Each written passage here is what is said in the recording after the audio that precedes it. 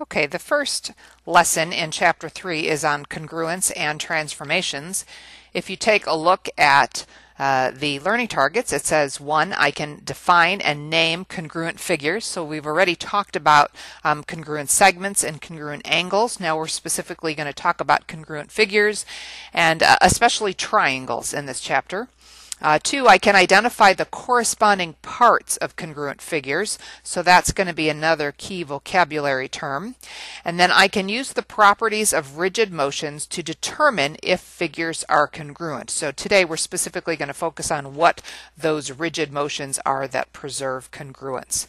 So let's first start by defining congruence. We can say if all pairs of corresponding,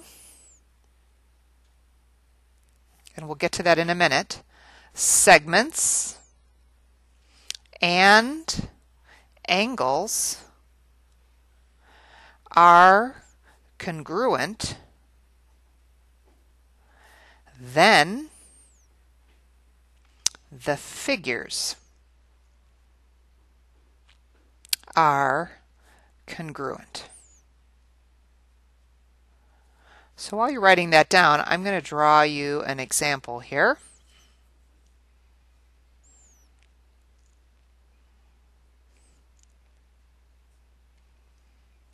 Of triangles. I'm going to call this one A, B, C, and I'm going to call this one D, E, F. All right, so when we talk about corresponding segments being congruent, I would have to have matching segments. So for example, segment AB would have to be congruent to one of the segments in this other triangle. I'm going to say DE. And then I would say segment AC would have to match one of the other segments.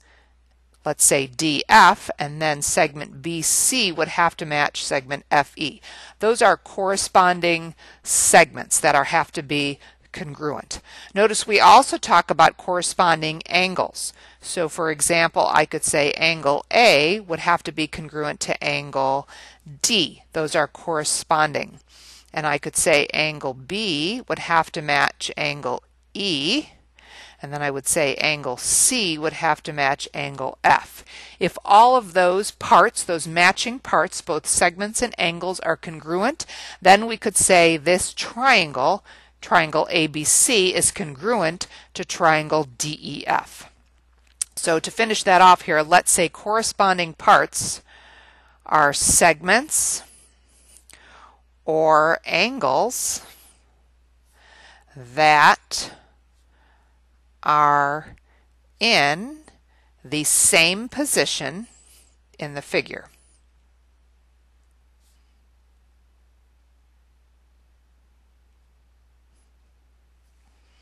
So again, we could say segment AB corresponds to segment DE.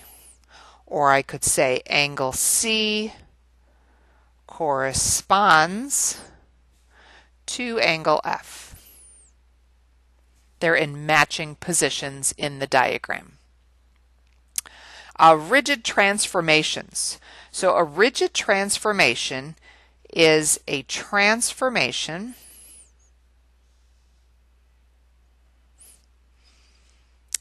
that does not, let's underline not, alter the size or shape of the figure.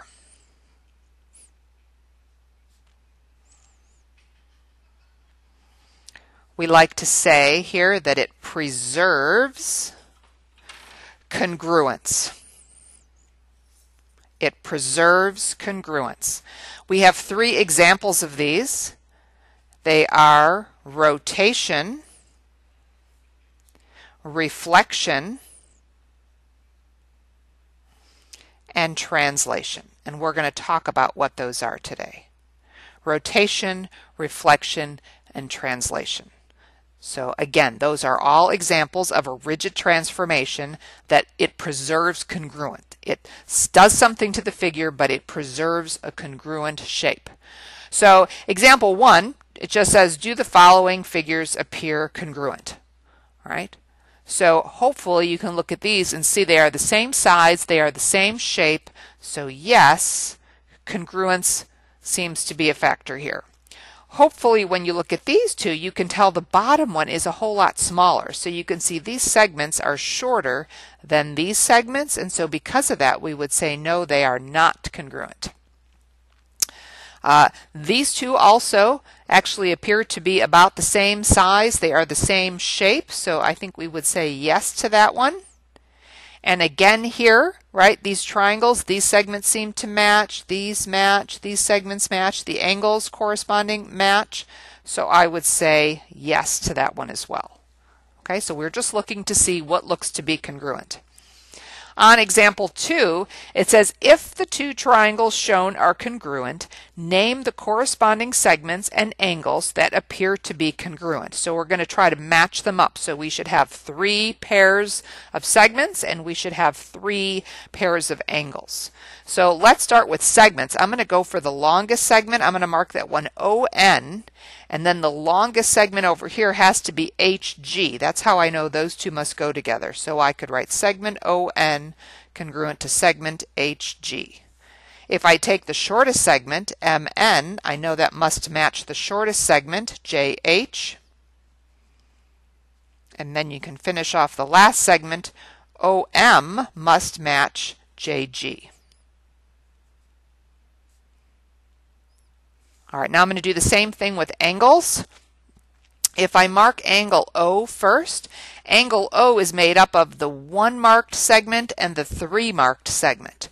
So the 1 marked segment and the 3 marked segment, those two segments actually make up angle G. So I would say angle O is congruent to angle G.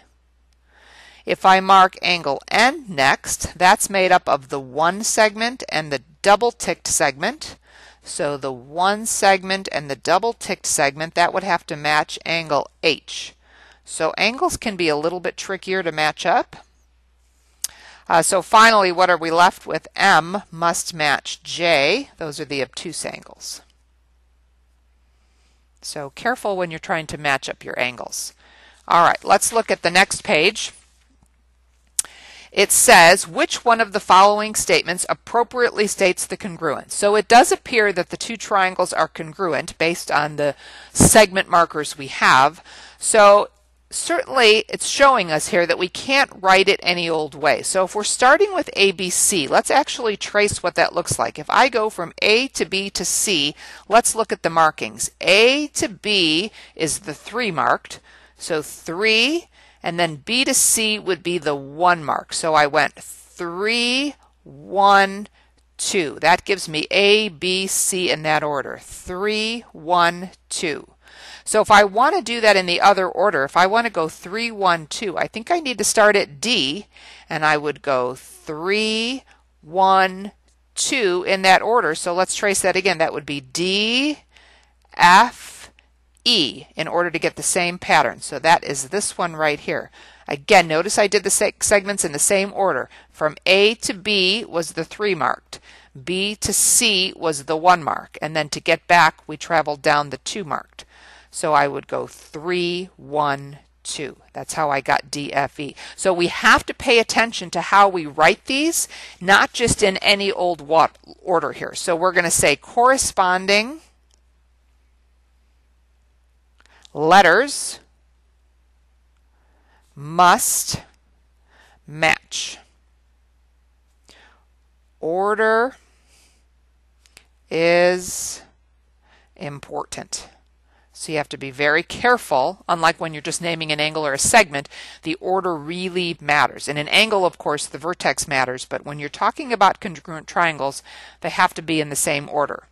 So if I tell you triangle JIL is congruent to triangle SWT, I want you to name all the corresponding segments and angles that are congruent. So pause right here for a second and see if you can do it.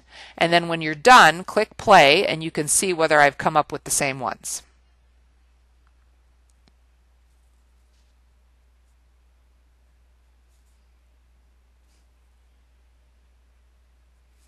the first two match the first two.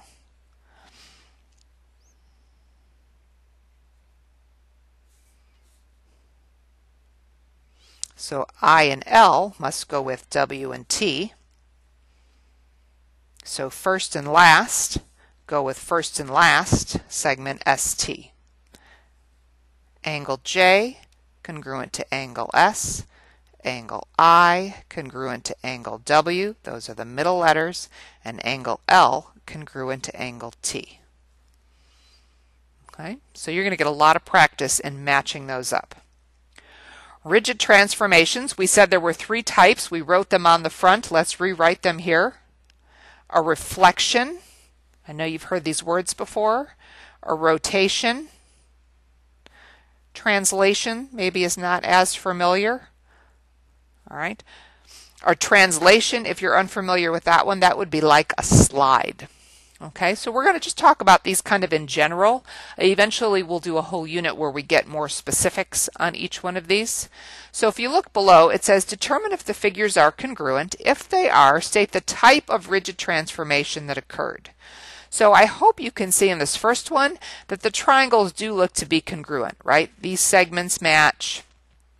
These match as well as these. And I hope you can see that if we were to take this triangle and pin it down in this corner and push it around, we could rotate it around to get that one right there. So this would be, yes, they are congruent, and it appears to be a rotation.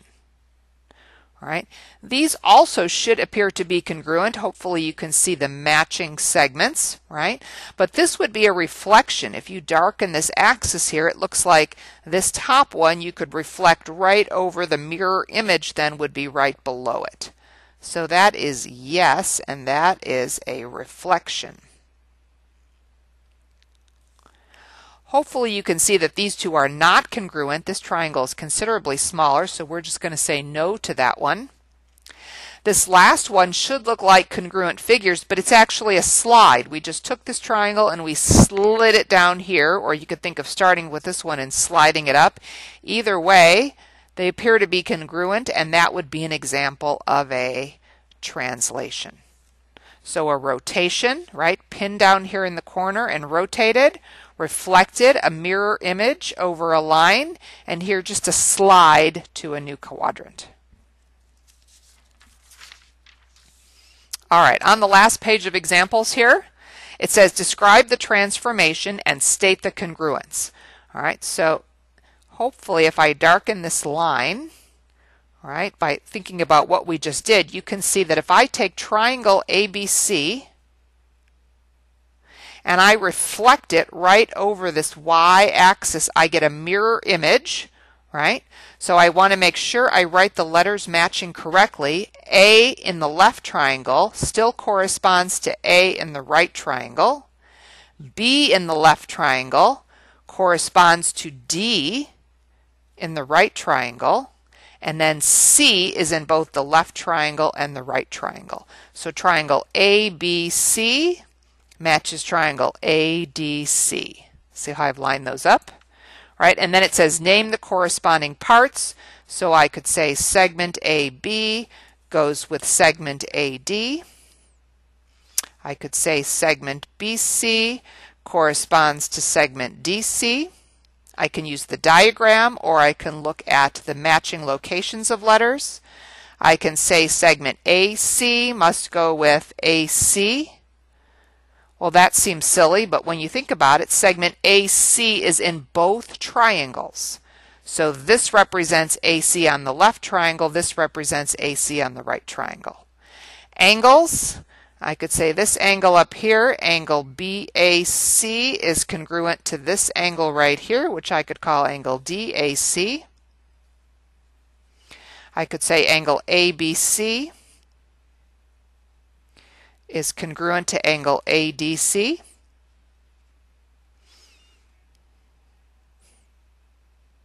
And finally, the angles at the bottom must be congruent. That would be angle ACB would be congruent to angle ACD. Whenever we have a segment that's part of both triangles, I'm going to write that here. and we say that it's congruent to itself, that's actually called the reflexive property. When a segment or an angle is congruent to itself. And again, we primarily use that when the segment or the angle appears in both triangles. All right, so that was an example of a reflection. Let's write that up here. Hopefully here you can see, based on one of our previous examples, that example 5D from the other page, this is a slide. I took triangle ABC and I slid it over here. So triangle ABC would be congruent to, if I match up the points, A corresponds to Y, B corresponds to Z, and C corresponds to X. And then I'm not going to go through writing all of these out. I think you could do that, but you could say segment AB matches YZ. You could say angle ACB matches angle YXZ. And this, of course, was a translation. Let's look at the last one here. All right, I took triangle ABC, and if you look back at your other page, if you look back at example 5, part A, this should look like a rotation. If I take this triangle right up here in the first quadrant and I pin it down at C, and then I swing it around this way, right, I should be able to get this triangle right here. Now it's a little tough to see, but now think about it. B is going to be poking out over on this side, so I know B is going to correspond to D. A is going to swing around and land here at E. And then notice C is on this top triangle, but won't C stay in the same position?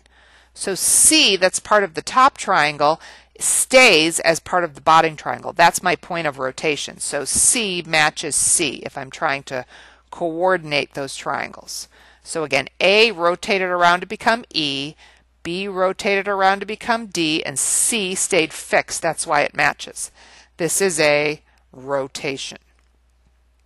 Again, using the letters or using the diagram, you could match up angles, right? This angle should match this angle right here.